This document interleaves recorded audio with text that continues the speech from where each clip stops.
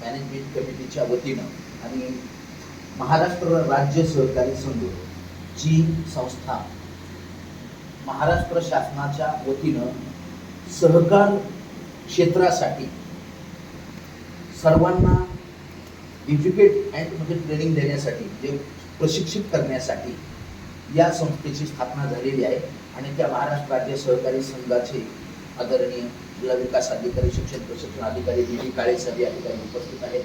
आपण सर्व उपस्थित आहात. त्याचबरोबर या क्षेत्रामध्ये अत्यंत चांगल्या प्रकारे प्रॅक्टिकल एक्सपिरियन्स असलेला आणि एवढंच नाही तर ठाणे जिल्हा पोलीस एम्प्लॉईज कोऑपरेटिव्ह क्रेडिट सोसायटीचं मॅनेजमेंट अनेक संस्थांचं मॅनेजमेंट जे स्वतः म्हणजे MBA फायनान्स आहेत, LLB आहेत आणि सहकार क्षेत्रामधला त्यांना प्रचंड दीर्घ अनुभव आहे, प्रॅक्टिकल एक्सपिरियन्स असे अशोक गाडगे सर या सर्वांच्या उपस्थितीमध्ये आपण या ठिकाणी आपल्या हाऊसिंग सोसायटीबाबत काय आपल्याला हे करणं आवश्यक आहे त्याच्याबाबत मार्गदर्शन आपण सुरू करतो. आता हे शिक्षण प्रशिक्षण जर आपण म्हटलं तर आपण सगळे शिक्षित आहात, बरोबर आहे की नाही, हायली क्वालिफाईड आहेत सगळे. मग अशा परिस्थितीमध्ये आम्हाला याची काय गरज आहे? कोणी डॉक्टर आहे, कोणी इंजिनियर आहे, कोणी ॲडव्होकेट आहे, म्हणजे ग्रॅज्युएट तर जवळ प्रत्येक जण आहेत. आता मग आम्हाला ह्या गोष्टीची काय गरज आहे? आपल्याला आतापर्यंतचा अनुभव असा आहे की आपण कुणी art, commerce, science, engineering, law कुठल्या वेगवेगळ्या क्षेत्रामध्ये आपण त्यांचे उच्च शिक्षण घेतलेलं आहे. पण कोणत्याही प्रकारच्या अभ्यासक्रमामध्ये हाऊसिंग सोसायटी बाबतचे कायदे नियम याची माहिती दिलेली नाही. रोटी कपडा और मकान म्हणजे ह्या ज्या मानवाच्या मूलभूत गरजा आहेत त्याच्यापैकी ज्या सोसायटीमध्ये आपण राहतो, घर ही आपली अत्यावश्यक गरज आहे.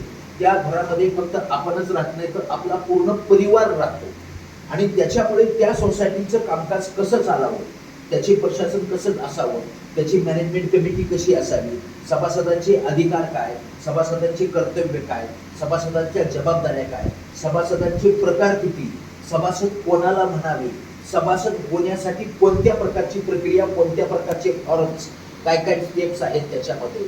त्याचबरोबर या संस्थेचं व्यवस्थापन कसं करावं, संस्थेचं रेकॉर्ड कसं ठेवावं, संस्थेच्या मीटिंग कशा घ्याव्यात, संस्थेच्या व्यवस्थापक समितीनं निर्णय घेताना कसे घ्यावेत, मॅनेजमेंट कमिटीच्या मीटिंग किती झाल्या पाहिजेत वर्षामध्ये, त्याचबरोबर वार्षिक सर्वसाधारण सभा का घेतली पाहिजे, त्याची विषय पत्रिका कशी असावी, त्याचे मिनिट्स कसे लिहिले जावे, विशेष सर्वसाधारण सभा कशी असावी, त्याचे मिनिट्स कसे लिहिले जावे, या सभेमध्ये घेतले जाणारे निर्णय कसे घ्यावेत, त्या सभेसाठी मिनिमम कोरम किती असावा, जर कोरम पूर्ण होत नसेल तर पुढे काय करावं, या संपूर्ण गोष्टीचं एवढंच नाही तर आपल्या हाऊसिंग सोसायटीच्या कामकाजाचं ऑडिट कधी करून घ्यावं, कोणाकडून करून घ्यावं, आपल्या सोसायटीचं जर समजा काही कालावधी समजा 15 वर्षाच्या पेक्षा जास्त झालेला असेल तर आपल्या सोसायटीचं स्ट्रक्चर ऑडिट का करून घ्यावं, ते कोणाकडे करून घ्यावं, 30 वर्षापेक्षा किंवा 15 ते 30 असे जर हे कालावधी झाले असेल किंवा 30 वर्षापेक्षा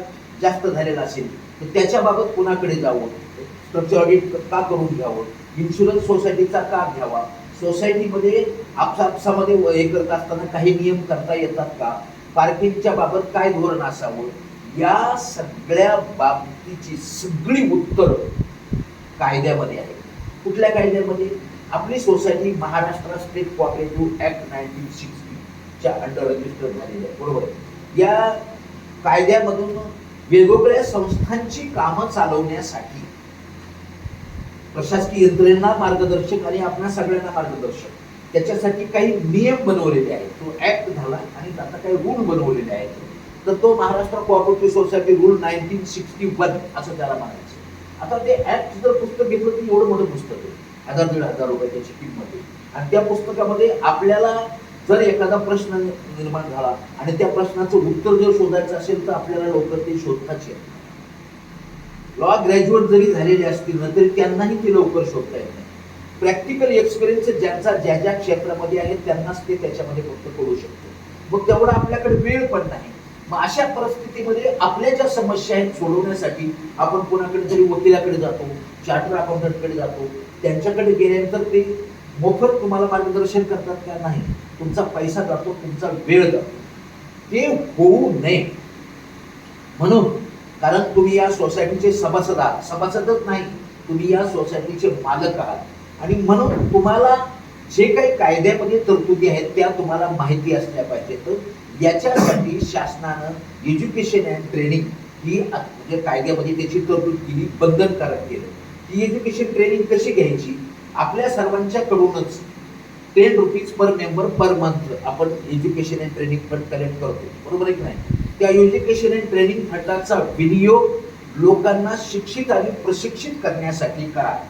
हे फक्त आपल्या महाराष्ट्रातच नाहीये, जागतिक सहकार संघटनेकडून ही संकल्पना आली आणि जागतिक सहकार संघटनेचे जेवढे सदस्य राष्ट्र आहेत त्यांचा मधला उद्देश असा होता की concept of cooperation is for the welfare of human.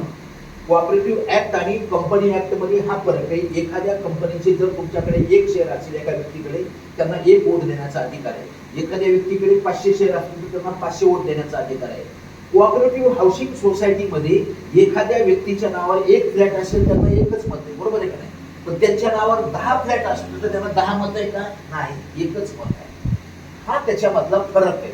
म्हणजेच काय, कोऑपरेटिव्ह सेक्टर हे सर्वांना संधी देते, सर्वांना जगण्याची संधी देते, सर्वांच्या भल्यासाठी सर्वांच्या कल्याणासाठी कामकाज करतोय। तो सहकारी चळवळीचा खरा उद्देश आहे। Mission cooperation for the welfare of human असं त्या ठिकाणी म्हटलं गेलेलं आहे। आणि म्हणून या सहकारी चळवळीची जे काही कायदे ते तुम्हाला माहिती असणं गरजेचं आहे। आता एवढे सगळे कायदे ते आम्हाला माहिती करून घेण्यासाठी आम्हाला तेवढा वेळ नाही। मग प्रश्न तर तुम्हाला सोडवायला लागणार आहे। तुमच्या ठिकाणी तुम्हाला तुमच्या सोसायटीच्या प्रिमायसिस मध्ये जाऊन ट्रेनिंग द्या असे शासनाचे आदेश आहेत। आणि म्हणून आजच्या एज्युकेशन अँड ट्रेनिंगचा प्रोग्राम आज आपण या ठिकाणी ठेवलेला आहे। ट्रेनिंग द्यायची तर कशा बाबतची द्यायची? संपूर्ण कायद्याची ट्रेनिंग जर तुम्हाला घ्यायची म्हटलं तर ते एका दिवसात किंवा 2-3 तासात शक्य नाही। लोकांची क्षमता 2-3 तासापेक्षा बसण्याची जास्त नाहीये। लोकांना कमीत कमी वेळेमध्ये आम्हाला काय देता येईल तेवढं द्या असं ते सांगता येईल।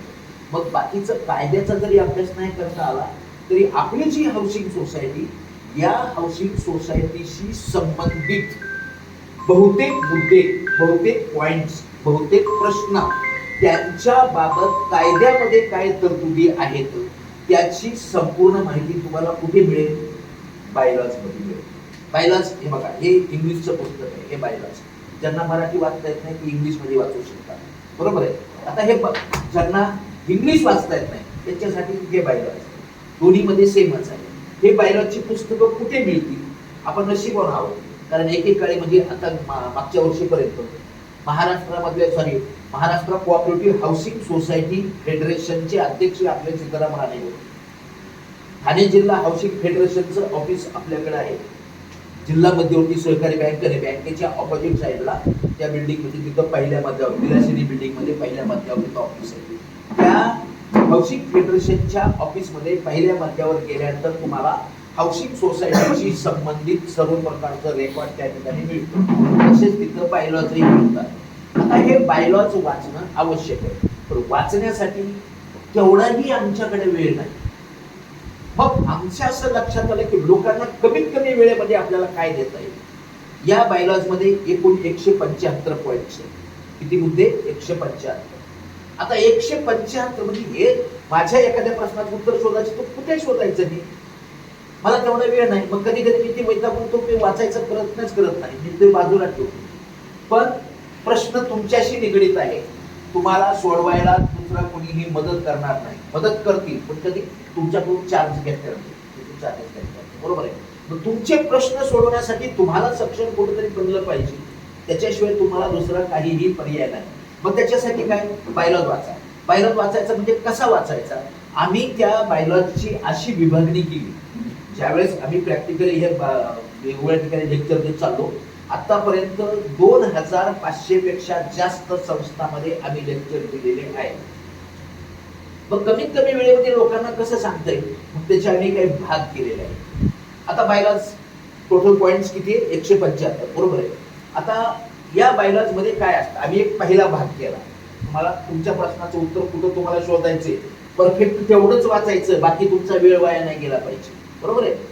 तुम्हाला साधारणतः बायलॉज मध्ये जे हे वरून बघताना तुम्हाला बायलॉज नंबर 1 ते 6 हा आणि पहिला भाग, 1 ते 6 हे पहिल्या भागाचं म्हणजे काय?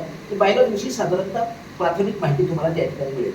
समजा आपली सोसायटीचे ज्यावेळेस रजिस्ट्रेशन झालेलं आहे, रजिस्ट्रेशन साठी आपण ज्यावेळेस प्रस्ताव दाखल केला त्यावेळेस त्यांच्याकडून आपल्याला ऋतू पार्क C1 हे नाव मिळालेलं आहे. त्याचं काय मिळालं? सर्टिफिकेट मिळालं. बरोबर आहे की नाही?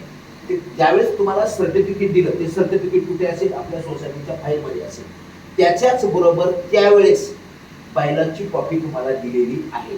त्या बायलॉच्या कॉपीवर रजिस्ट्रार ऑफिसचे स्टॅम्प, सिग्नेचर वगैरे सगळे आहेत.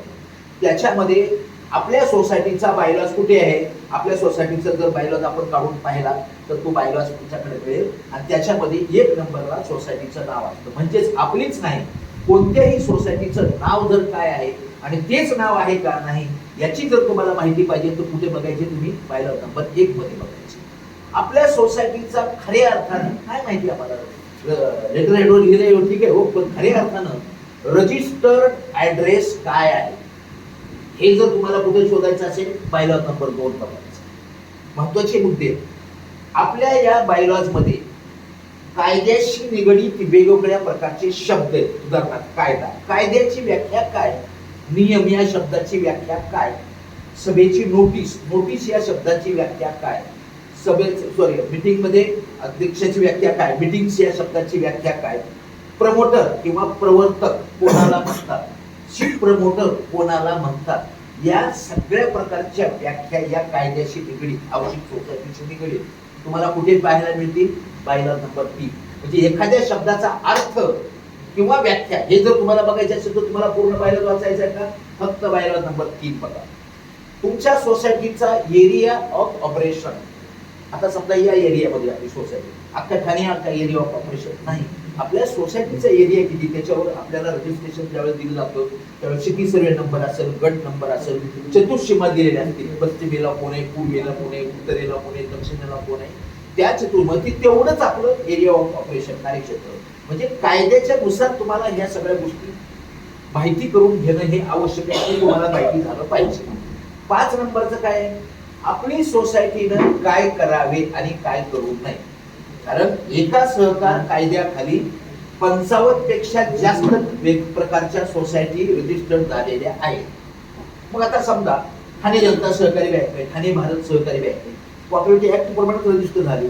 मग बँकेचं कामकाज आणि हाऊसिंग सोसायटीचं कामकाज सारखं आहे का? नाही. बँकेचे उद्दिष्ट वेगळे, हाऊसिंग सोसायटीचे उद्दिष्ट वेगळे. मग हाऊसिंग सोसायटीचे उद्दिष्ट कुठे पाहिजे? बायलॉज नंबर 5 बघा. बायलॉज नंबर 5 मध्ये हाऊसिंग सोसायटीचे ऑब्जेक्ट काय, उद्दिष्ट काय ते तुम्हाला त्या ठिकाणी बायलॉज नंबर 5 मध्ये तुम्हाला पाहायला मिळेल. बरोबर आहे. आता 6 नंबरचा बायलॉज आहे अफिलिएशन. म्हणजे काय की समजा आता आपण या ठिकाणी आपली एक सोसायटी, पण या कॉम्प्लेक्स मध्ये मला वाटतं एक 8-10 तरी सोसायटी, 10-12 सोसायटी आहेत या कॉम्प्लेक्स मध्ये. बरोबर आहे नाही? यांचं एक असोसिएशन किंवा फेडरेशन असावं अशी कायद्यामध्ये तरतूद आहे का? आहे. असं फेडरेशन असेल तर त्या सोसायटी फेडरेशनचं आपल्या सोसायटीनं सदस्य व्हावे का? व्हावे अशी कायद्यामध्ये तरतूद आहे. सदस्य होण्यासाठी जे काही त्यांचे आवश्यक चार्जेस असतील ते आपण पे करावेत का? करावेत. असे फेडरेशन कुठे कुठे असावेत? म्हणजे तुमच्या लोकल लेवलला असावेत, तालुका लेवलला असावेत, सिटी लेवलला असावेत, जिल्हा लेवलला आहेच आपल्याकडे, राज्य लेवलला फेडरेशन आहे, सेंट्रल लेवलला फेडरेशन आहे, जागतिक लेवलला जागतिक सहकार संघटना आहे. या फेडरेशनची गरज काय? ज्यावेळेस आम्हाला असं वाटेल सगळेच कायदे 100% आपलं समाधान करतील असं नाही, पण त्या कायद्यामध्ये काही बदल करावे असं जर वाटलं आपल्याला, काही कायदे जाचक असतील त्याच्यामध्ये आम्हाला आता बदल करायचा आहे, तो बदल करण्याचा अधिकार तुम्हाला आहे, मूलभूत अधिकार. कारण तुम्ही या देशाची मालक आहात आणि पण ते त्याच्यामध्ये बदल करण्यासाठी तुमच्याकडून काही लेखी स्वरूपामध्ये सूचना त्यांच्याकडे गेल्या पाहिजे. आता समजा एका व्यक्तीने जर सूचना पाठवली तर शासकीय दरबारी त्याची नोंद घेतली जाणार नाही. मग सोसायटीने पाठवली तर जरा थोडं लक्ष देईल, फेडरेशननं पाठवली तर जरा जास्त लक्ष दिलं जाते. म्हणजे तुमचा कुठेतरी संघटित आवाज तो उठवला गेला पाहिजे. त्याच्यासाठी फेडरेशन असावं, असोसिएशन असावं ही संकल्पना आली. ते कुठे तुम्हाला त्याची माहिती मिळेल तुम्हाला बायलॉज नंबर 6 मध्ये. बरोबर आहे. म्हणजेच याचाच अर्थ ही प्राथमिक स्वरूपाची जी माहिती तुम्हाला बायलॉज नंबर 1 ते 6. आता त्याच्या पुढचा जो मुद्दा आहे, त्याच्या पुढचा मुद्दा म्हणजे काय की साधारणतः तुमच्या सोसायटीचं कामकाज चालवण्यासाठी कशाची गरज आहे? फंडाची गरज आहे. त्याला मराठीमध्ये निधी म्हणतात. कुठून आणायचा फंड? कोण देतो आपल्याला? आपल्यालाच काहीतरी केलं पाहिजे. आपली हाऊसिंग सोसायटी नफा कमवणारी संस्था नाही. मग काय, आपण एकत्र सगळ्यांनी मिळून छोटे छोटे फ्लॅट घेतलेले तिथे, म्हणून आपल्या सोसायटीचं व्यवस्थापन, जो छोटा मोठा खर्च आहे तो आपल्याला चालवण्यासाठी फंडाची गरज आहे. तो फंड हा शब्द तुमच्या समोर आला, तुम्हाला पूर्ण बायलॉज वाचायची गरज नाही. कुठले फंड असावे, त्या फंडाचा विनियोग कसा करावा, मॅनेजमेंट कमिटी त्यांच्या अधिकारामध्ये एखाद्या कामासाठी त्या फंडाचा विनियोग किती मर्यादेपर्यंत होऊ शकतो, त्यांना काही मर्यादा आहे का, त्याच्यापेक्षा जास्त खर्च करायचा असेल तर त्याच्यासाठी काय करावं, आपल्याकडे फंड जमा होतो त्याची गुंतवणूक इन्व्हेस्टमेंट कुठे करावी. जसं आता बऱ्याच ठिकाणी बाजारपेठ, म्हणजे 2-3 दिवसापूर्वी तिकडे त्या वसंत विहारला ही झाली, न्यू इंडिया कोऑपरेटिव्ह बँकेच्या मधून मध्ये अनेक हाऊसिंग सोसायटीचे फंड त्या ठिकाणी अडकले. आज सगळे लोक हवाई गेले. म्हणजेच creation of fund, utilisation of fund आणि इन्व्हेस्टमेंट ऑफ फंड याच्या बाबत जर तुम्हाला माहिती पाहिजे असेल क्लिअर, तर त्याच्यामध्ये जे मार्गदर्शन आहे ना बायलॉज मध्ये, त्याच मार्गदर्शनाप्रमाणे आपण कामकाज करायचे. मॅनेजमेंट कमिटी जर शेप असेल तर ती सोसायटीला शेप देऊ शकते, सभासदांना शेप देऊ शकते. मॅनेजमेंट कमिटीला जर याचं नॉलेज नसेल आणि चुकून मी समजा या सोसायटीचा चेअरमन आहे आणि मला असं वाटलं की माझ्या मित्राची एक पतसंस्था आहे आणि ती पतसंस्था NIDCC बँकेपेक्षा किंवा राष्ट्रीयकृत बँकेपेक्षा तिथं चांगला इंटरेस्ट मिळतो, मग आपल्या सोसायटीचा फंड तिथं ठेवला तर काय हरकत आहे. दुर्दैवानं जर ती पतसंस्था बंद पडली तर आपले सगळेच पैसे तिकडे होते. त्याच्याऐवजी काय करायचे, आपल्याला कायद्याच्या चौकटीमध्येच कामकाज करायचे. कायद्याची चौकट काय म्हणते त्याच अर्थानं कुठं तुम्हाला इन्व्हेस्ट करायची तिथेच करायची, कशात त्याच्यापेक्षा बाहेर जायचं. म्हणून याचं नॉलेज, याचं ज्ञान तुम्हाला असणं आवश्यक आहे. याचाच अर्थ फंड कसे निर्माण करावेत, कोणकोणती फंड निर्माण करावेत. उदाहरणार्थ हाऊसिंग सोसायटीमध्ये रिझर्व्ह फंड आहे, रिपेअर अँड मेंटेनन्स फंड आहे, सिंकिंग फंड आहे, एज्युकेशन अँड ट्रेनिंग फंड आहे. याची रचना कशी असावी, कशा पद्धतीनं ते निर्माण करावं. काही ठिकाणी त्याच्या महत्वाचे मुद्दे सांगितले की फंड निर्माण करताना सिंकिंग फंड जरी करायचा असेल तर कन्स्ट्रक्शन कॉस्ट त्यावेळेसची जी असेल ती कन्स्ट्रक्शन कॉस्ट स्ट्रक्चर ऑडिटर किंवा त्यावेळेस इंजिनियर कडून किंवा सध्या जे पॅनलवर असतील त्यांच्याकडून ती प्रमाणित करून घ्यायची आर्किटेक्चर कडून, आणि ती त्याच्यापैकी म्हणजे त्यांचं वर्षाचं हे काढून त्याच्यापैकी 0.25% अशा पद्धतीने त्याचं वर्गवारी ती सगळं बायलॉजमध्ये दिलेलं आहे. दुसऱ्या फंडाची वर्गवारी कशी असावी. एज्युकेशन अँड ट्रेनिंग फंड आपण 10 का करतोय, 15 का घेत नाही, 25 का घेत नाही, 9 का घेत नाही, कारण त्याची तरतूद त्या बायलॉज मध्ये दिलेली आहे. म्हणजे प्रत्येक गोष्टीमध्ये आपल्याला काय करायचंय, बायलॉजचं पालन करायचं. इन्व्हेस्टमेंट करताना कुठे करावी, इन्व्हेस्टमेंट करताना प्रथम प्राधान्य दिलेलं आहे महाराष्ट्र राज्य सहकारी बँक, आणि तुमची सोसायटी ज्या जिल्ह्यामध्ये असेल त्या जिल्ह्याची जिल्हा मध्यवर्ती सहकारी बँक.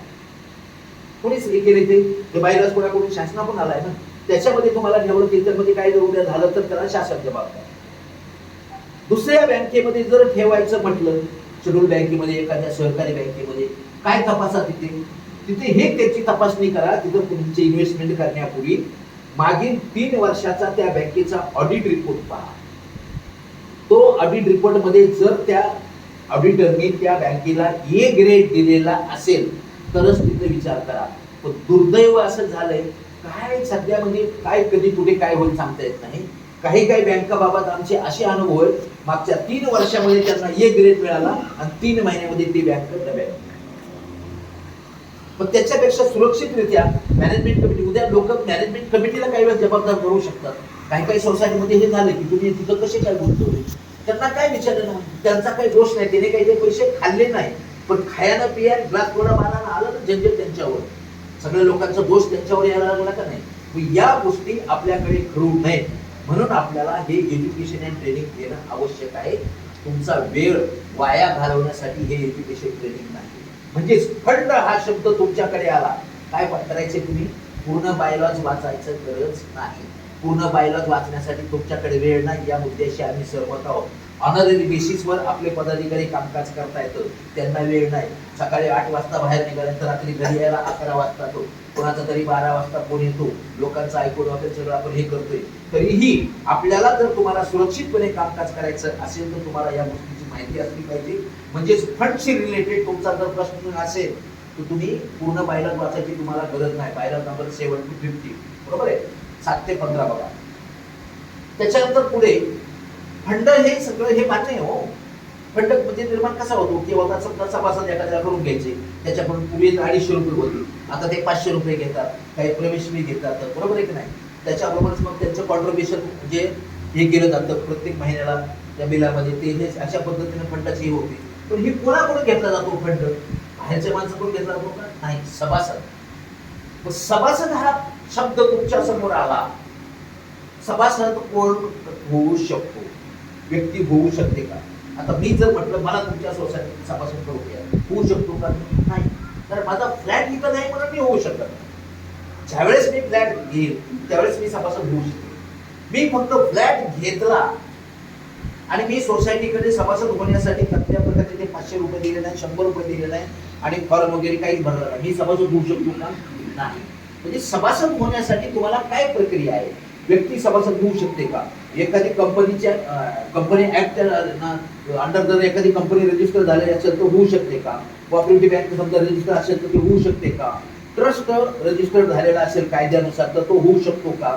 याबाबतची संपूर्ण माहिती तुम्हाला त्या ठिकाणी मिळेल. सभासदाचे प्रकार किती? सभासदाचे प्रकार आपल्याला माहिती नाही. सभासदाचे प्रकार सध्याच्या प्रचलित परिस्थितीनुसार सभासदाचे 4 प्रकार आहेत. 4 प्रकार म्हणजे काय? समजा आपण स्टॅम्प ड्युटी करून त्या रजिस्ट्रेशन करून जे अग्रीमेंटची कॉपी आपण आणली असते चेक डेट करून आणतो, बरोबर आहे की नाही. त्याच्यामध्ये प्रथम क्रमांकावर ज्याचं नाव आहे तो खरा मूळ सभासद अग्रीमेंट मध्ये, बरोबर आहे. त्याच्यामध्ये दुसऱ्या क्रमांकावर जर नाव असेल तर तो त्याच्यामध्ये जॉईन हे झाला, बरोबर आहे. पण जर एखाद्या अग्रीमेंट मध्ये 2 किंवा 4 व्यक्तीची नावे, 4ही व्यक्ती एकाच वेळेस मॅनेजमेंट कमिटीमध्ये येऊ शकतात का? कायदा त्यांना परवानगी देत नाही. ते कुठेतरी त्याच्यामध्ये कायद्यामध्ये नमूद आहे. प्रथम प्राधान्य ज्याचं प्रथम क्रमांकावर नाव आहे त्याला.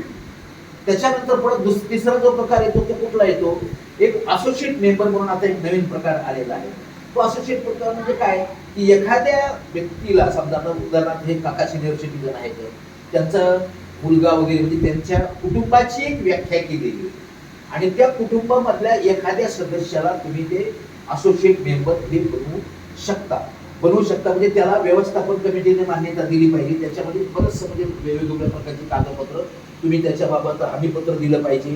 समजा उद्याच्याला हे असोसिएट मेंबर यांना बनवलं, हे मॅनेजमेंट कमिटीमध्ये आले, पदाधिकारी झाले, यांच्याकडून काही आर्थिक गैरव्यवहार झाला तर त्यांच्या बाबतची संपूर्ण वसुली करून देण्यासाठी माझ्या प्रॉपर्टीमधून करण्यात यावी असं अंडरटेकिंग हे बरंच आहे. आणि सोसायटीनं त्याला मान्यता दिली पाहिजे मॅनेजमेंट कमिटीने. ह्या सगळ्या गोष्टी त्याच्यामध्ये. या संकल्पनेला काही या सहकार क्षेत्रामध्ये काही जणांचा विरोध पण चालू आहे.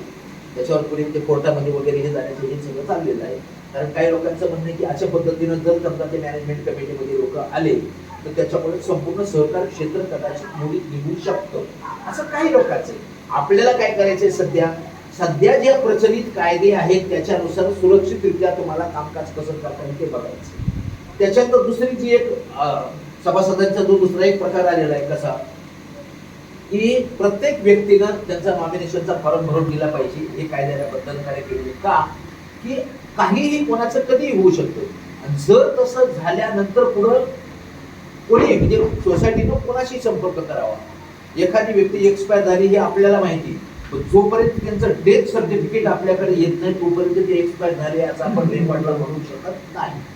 मग एक्सपायर झाल्यानंतर त्यांचं डेथ सर्टिफिकेट वगैरे काही लगेच आपल्याकडे येतं का? तोपर्यंत समजा त्यांना मंथली बिल द्यायचे, कोणाच्या नावाने बिल द्यायचे, पत्रव्यवहार करायचा आहे, कोणाशी पत्रव्यवहार करायचा, त्यांचे वारस किती काय माहिती आपल्याला, त्याचे सगळे डॉक्युमेंट्स तुमच्याकडे आले पाहिजेत ना.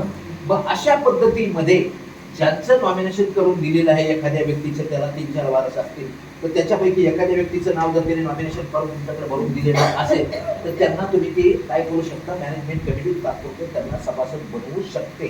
त्यांना टेम्पररी मेंबर किंवा प्रोव्हिजनल मेंबर किंवा तात्पुरते सभासद असं सध्या त्यांना म्हटलं जातं. तसं सभासद बनवल्यानंतर काही लोकांचा गैरसमज कसा आहे की समजा मी आहे, माझे वडील एक्सपायर झाले आणि मला त्या वडिलांनी माझं नाव त्या ठिकाणी दिलेलं होतं, तर मला नॉमिनेशन तिथं माझं असल्यामुळे सोसायटीने मला मेंबर बनवून घेतलं सुरुवातीला तात्पुरता सदस्य. मग मीच मालक होऊ शकतो का? अजिबात नाही. मी विकू शकतो का? नाही. मी तात्पुरता फक्त केअर टेकर करून त्या ठिकाणी म्हणजे बाकीची सगळी प्रक्रिया पूर्ण करून घेण्यासाठी तेवढाच त्या व्यक्तीचा त्या ठिकाणी संबंध आहे. म्हणजे काय की सोसायटीला ते कामकाज करणं सोपं व्हावं. कारण सोसायटीच्या मॅनेजमेंट कमिटीवर वेगवेगळ्या प्रकारच्या जबाबदाऱ्या टाकलेल्या आहेत. काही लोक फ्लॅट घेतात, ते भाड्याला देतात, पुन्हा इथे दिसतच नाही, तर तो कुठे राहतो त्याची कल्पना नसते.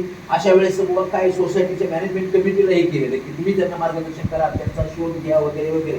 पण ह्या सगळ्या गोष्टीसाठी काय काय त्याची ही सगळे म्हणजे सभासदांची पद्धत किंवा सभासदांचे प्रकार वगैरे ह्या सगळ्या गोष्टी आपल्याला माहिती पाहिजे. म्हणजेच याचाच अर्थ सभासदांचे प्रकार म्हणजे हे जे आहे आणि सभासद होत असताना किंवा सभासद करून घेत असताना मॅनेजमेंट कमिटीनं काही खबरदाऱ्या घेणं आवश्यक आहे. उदाहरणार्थ मॅनेजमेंट कमिटीला प्रत्येक ठिकाणी म्हणजे काही काही अटी अशा टाकलेल्या आहेत की जरा थोडीशी चूक झाली की मॅनेजमेंट कमिटी अडचण देऊ शकते. सभासदत्वाचा प्रस्ताव किंवा फॉर्म्स त्यांनी प्रपोजल त्यांनी तुमच्याकडे सबमिट केल्यानंतर काही विशिष्ट कालावधीमध्ये मॅनेजमेंट कमिटीने त्याच्यावर निर्णय घेतला पाहिजे.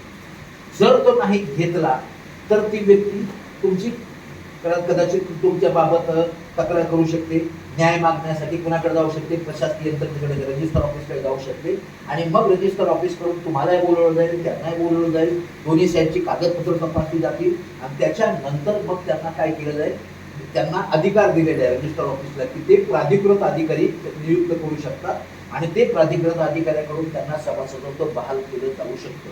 त्याच्यामुळे काय होतं, आपल्यामधला सुसंवाद काढला जातो, तुटला जातो, कुठेतरी एकमेकाविषयी गैरसमज होतात. जर आपल्याला या प्रक्रियेची किंवा या बायलॉज मधल्या तरतुदीची माहिती असेल तर या चुका आपल्याकडून घडणार नाही. म्हणून मॅनेजमेंट कमिटीने त्याच्यावर दक्षता घेतली गेली पाहिजे. म्हणजे सभासद याच्यासाठी की जर तुम्हाला संपूर्ण माहिती पाहिजे सभासद याच्या बाबत कसे सभासद हे करावं का काय, तर त्याच्या बाबत तुम्ही काय करायचे, बायलॉज नंबर 16 ते 21 बघायचे. बाकी पूर्ण बायलॉज तुम्हाला बघायची गरज नाही. आता त्याच्यानंतर पुढे सभासदांचे अधिकार आणि कर्तव्य. अधिकार बरेच आहेत त्यांना. सभासदांना काय, किंवा मीटिंगची नोटीस मला मिळाली पाहिजे, बरोबर आहे, मी त्या मीटिंगला उपस्थित राहू शकतो, बरोबर आहे. त्याच्यानंतर बुवा मी माझं घर घेतलेलं आहे, हो, मग माझं घर मला भाड्यात देण्याचा अधिकार आहे का? आहे, बरोबर आहे. त्याच्याच बरोबर काय तुम्हाला काही कर्तव्य दिलेली आहे. म्हणजे राईट्स अँड ड्युटीज हा जर प्रश्न तुमच्या समोर आला, सभासदांचे अधिकार आणि कर्तव्य याच्या बाबत जर तुम्हाला माहिती पाहिजे असेल, मी व्यक्ती आहे, माझ्यावर विश्वास ठेवायची गरज नाही, त्यावेळेसचा जो बायलॉज असेल तो बायलॉज काय म्हणतो तोच बघायचा. व्यक्तीकडून चूक होऊ शकते ना, माझ्या बोलण्याकडून चूक होऊ शकते, 100% बरोबर आहे मी आहे नाही, परंतु त्यावेळेसचा बायलॉज काढायचा आणि तो बायलॉज काढल्यानंतर पूर्ण बायलॉज काढायचा, वाचत बसल्याचा तुम्हाला वेळ नाही म्हणून तुम्ही बाजूला ठेवू नका. तुमचा प्रश्न जर सभासदांचे अधिकार आणि कर्तव्य, rights and duties of members याच्याशी निगडीत असेल, तुम्ही काय करायचंय, बायलॉज नंबर 22 ते 44 करायचं. बायलॉज नंबर 22 ते 44. त्याच्याच बरोबर सभासदांच्या काही जबाबदाऱ्या म्हणजे काय, जसं भाड्यानं देण्याचा मला अधिकार आहे, त्याच पद्धतीप्रमाणे सोसायटीचं म्हणजे त्यांच्याकडे कमीत कमी त्यांना माहिती देणं, ॲग्रीमेंटची कॉपी, त्यांना रेंट ॲग्रीमेंटची कॉपी करून त्यांना देणं, पोलीस व्हेरिफिकेशन हे करून दिलं पाहिजे. आता काल परवाची एक गोष्ट झालेली आहे की त्या सोसायटीच्या याच्यावर केस झाली. हे प्रकार घडू नये म्हणून आपल्याला सगळं त्याची माहिती असणं आवश्यक आहे. आपल्याला बऱ्याचशा गोष्टीबाबतची ती माहिती नसते म्हणून आपापसामध्ये मतभेद होतात. म्हणजे रिस्पॉन्सिबिलिटी अँड लायबिलिटी, जबाबदाऱ्या आणि उत्तरदायित्व, कारण एकमेका सहाय्य करून अवघे धरून सुपंथ हा त्याच्यामधला काय आहे. जर त्या सभासदांचे जबाबदाऱ्या, उत्तरदायित्व, रिस्पॉन्सिबिलिटी अँड लायबिलिटीज याच्या बाबत तुम्हाला माहिती पाहिजे असेल तर पूर्ण बायलॉज वाचायची गरज नाही. 45 ते 62 म्हणजे हे सभासदांचे अधिकार, कर्तव्य, जबाबदारी, उत्तरदायित्व याच्यामध्ये इतके सगळे हे आहेत ना की तुम्हाला असं झालं तर काय, ट्रान्सफर करताना काय बोलायचं, नॉमिनेशन करताना काय, जसं आता यादव साहेबांचा प्रश्न असायचा हमेशा नॉमिनेशनच्या बाबत काय, नॉमिनेशनच्या बाबत महत्वाचे मुद्दे काय, पहिले नॉमिनेशन तुम्हाला फ्री, बरोबर आहे की नाही, त्याच्यानंतर दुसरं नॉमिनेशन तुम्हाला द्यायचं असेल तर ते 100 रुपये करून तुम्हाला हे करायचंय. कितीही वेळा तुम्ही नॉमिनेशन हे करू शकता. मी माझ्या मुलाचं नाव दिलं, 8 दिवसानंतर मला वाटलं मुलगा काय माझ्याशी व्यवस्थित वागत नाही, याला नको काढून तर दुसऱ्या मुलाचं नाव द्या, देऊ शकता, रोज बदलू शकता. एक वेळेस दिलेला तो किती वर्ष चालेल, किती वर्ष चालतो, दुसरा जोपर्यंत देत नाही तोपर्यंत तो चालू. म्हणजे अशी जी काही पॉइंट्स आहेत या सगळ्या गोष्टीबाबत या बायलॉज मध्ये इतकं क्लिअर कट मार्गदर्शन आहे. 100% आपल्याला संपूर्ण समाधान होईल असं नाही, जगामध्ये कसा कोणी दावाही करू शकत नाही, पण निदान आपण कायद्याच्या चौकटीत अडकणार नाही कुठे, आणि कायदेशीर तरतूद काय म्हणते त्याच्या बाबत त्या मुद्द्यावर जर आपण लक्ष केंद्रित करून तशा पद्धतीने आपण जर कार्यवाही केली तर ते सगळ्यांना फायदेशीर ठरेल, उपयुक्त ठरेल, सोसायटीचं वातावरण शांतीपूर्ण ठेवण्यासाठी मदत होईल. म्हणजेच रिस्पॉन्सिबिलिटी आणि लायबिलिटी याच्या बाबत जर तुम्हाला पाहिजे तर बायलॉ नंबर 45 ते 62 बघायचा. आता महत्वाचं, मॅनेजमेंट कमिटीला डे टू डे वर्किंग करत असताना, दैनंदिन कामकाज करत असताना अत्यंत महत्वाची बायलॉ आहे. तसं तर संपूर्ण बायलॉच मॅनेजमेंट कमिटीला महत्वाचं आहे, पण काही बाबत असं आहे ना की एखादं तुमच्याकडे पत्र आलं, मग त्या पत्रावर तुम्ही किती दिवसात निर्णय घ्यावा असे काही काही मर्यादा दिलेल्या आहेत. मग त्या मर्यादेचं पालन आपल्याकडून झालं पाहिजे. जर तो समजा एखादा व्यक्तिशः येऊन तुमच्याकडे काय करते की त्यांची तक्रार करते, शक्य असेल तर तुम्ही त्यांना जेवढं समजावून सांगता तेवढं सांगा आणि त्यांना ती तक्रार लेखी द्यायला सांगा. लेखी आल्यानंतर काय करता येईल तुम्हाला, जरी तुमच्याकडे लेखी तक्रार आली तरी चेअरमन, सेक्रेटरी, ट्रेझरनी व्यक्तिगत पातळीवर निर्णय घेऊ नये. त्यावेळेस लोकांच्या भल्यासाठी आपण हे करतो, पण काही वेळेस आपल्याला काय म्हणजे अडचणीत आपण येऊ शकतो. त्याच्यासाठी काय की प्रत्येक महिन्याला तुमची एक मॅनेजमेंट कमिटीची मीटिंग झाली पाहिजे अशी कायद्यामध्ये एक तरतूद आहे. जे काही तुम्हाला तुमच्याकडे पत्रव्यवहार करण्यात आलेला आहे ते पत्रव्यवहार त्या मंथली मीटिंग मध्ये अजेंडा म्हणजे विषय पत्रिकेवर घ्या. विषय पत्रिकेवर घेऊन त्या मीटिंग मध्ये त्याची सादर बादर चर्चा होऊ द्या. समर्थनार्थ समजा त्याच्यामध्ये 4 लोक आहेत आणि विरोधामध्ये त्याच्यामध्ये काय 2 लोक आहेत, 3 लोक आहेत, त्याचंही नाव तिथं नोंदवून घ्या. त्यांनी कुठल्या कारणासाठी त्यांचं प्रतिकूल मत मांडलेले त्याची नोंद करा. त्या म्हणजे मिनिट्स उत्तम पद्धतीने लिहा. जर तो अर्जच तुमच्याकडे आलेला अपूर्ण आहे, त्याच्यावर निर्णय घेणं शक्य नसेल आणि त्याच्याबाबत तुम्हाला सप्लिमेंटरी डॉक्युमेंट्स अजून आवश्यक आहेत, त्याबाबत तुम्ही त्यांना पत्र देऊ शकता का तर द्या. मीटिंग झाल्यानंतर मीटिंगचा जो ठराव मंजूर झालेला आहे, रिझॉल्युशन पास केलेला आहे, तो व्यवस्थित लिहा. त्याच्यामध्ये सूचक कोण आणि अनुमोदक कोण म्हणजे प्रपोजर आणि सेकंडर यांची नावं लिहा. प्रपोजर आणि सेकंडर रिझॉल्युशन लिहिताना प्रपोजर सेकंडरची नावं लिहा. जर तो विषय गंभीर असेल तर मॅनेजमेंट कमिटीनं त्याच वेळेस त्या प्रपोजर सेकंडरच्या सह्या पण घ्या सेम कामकाज करण्यासाठी. मग हे झाल्यानंतर किती दिवसामध्ये त्यांना निर्णय कळवला गेला पाहिजे. ज्यांनी मीटिंगमध्ये तुमच्याकडे कंप्लेंट केलेली आहे तर त्यांना तो कळवला गेला पाहिजे. मग त्याच्यासाठी तुम्हाला काही नियम दिलेले आहेत त्याच्याबाबत. कारण काही वेळेस काय होतं की आमची मीटिंग 3 महिन्यात आमची मीटिंग झालीच नाही. आपल्याला असं म्हणता येणार नाही. काही तुम्ही अत्यंत प्रामाणिकपणे कामकाज करताय, पण आम्ही 3 महिने मीटिंग घेतलीच नाही, तुमच्याकडे म्हणजे हे करूनच बसलेले आहेत, 3 महिने मीटिंग घेतली नाही, मग तर तुम्ही दोषीच. मी असं केलं नाही, फक्त तुम्ही दोषीच. प्रशासकीय यंत्रणा तुमची कुठे चूक निघते याच्याकडे म्हणजे लक्ष देतच असते, बरोबर आहे का नाही. त्याच्यापेक्षा जे काही तिथे दिलेले आहे डे टू डे वर्किंग करत असताना आपण कुठली खबरदारी घ्यावी, कोणती दक्षता घ्यावी याच्या बाबत तुम्हाला महत्वाचे बायलॉज पाहिजे असतील तर बायलॉ नंबर 63 and 64 बरोबर आहे. आता त्याच्या पुढे हे जे सोसायटीचं प्रशासन सुद्धा ऍडमिनिस्ट्रेशन व्यवस्थापन मॅनेजमेंट सगळं चालतं ते फंडाच्या आधारे चालतं, बरोबर आहे की नाही. मग हे जे चार्जेस आपण घेतो लोकांच्याकडून त्याची रचना, त्याचं स्ट्रक्चर कसं असावं. लिव्हिंग चार्जेस ऑफ सोसायटी म्हणजे जे आपण समजा बिल लोकांना देतोय, आता हे जे बिल देतोय आपण ते जनरली आपले अकाउंटंट तयार करतात, बरोबर. त्याच्यामधली आपल्याला माहिती नसते, माहिती करून घ्या. अकाउंटंट सुद्धा माणूस आहे, त्याच्याकडे 100 सोसायटी असतील, त्याच्याकडून कुठेतरी चूक होणारच नाही. ती चूक त्यांच्याकडून होते झालेली आहे का तर ही आपल्याला तपासता आली पाहिजे.